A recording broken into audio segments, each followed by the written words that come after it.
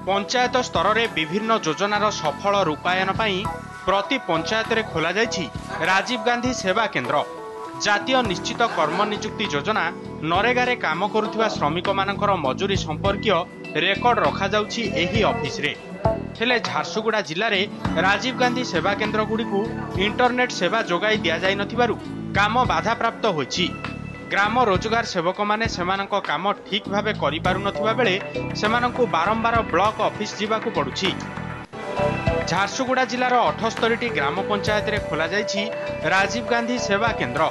प्रति केन्द्र रे नियुक्ति पाइछन्ति जणे लेखाए ग्राम रोजगार सेवक एवं दिया जाइछि कंप्यूटर। हेले इंटरनेट सुविधा नथिबारु एही केन्द्र गुड़िक ठीक भावे काम करि पारु नाही।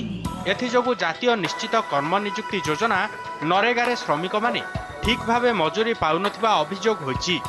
एहाकु विभागीय अधिकारी माने स्वीकार करिथिबा बेले ए संपर्क में राज्य सरकार को जणाई दिया जाइछि बोली कहिसंती। कोटी कोटी टंका खर्च रे सरकारी योजना हेउथिबा बेले केवल इंटरनेट सुविधा नथिबारु काम अटकी जिबा नै साधारण रे असंतोष प्रकाश पाइछि।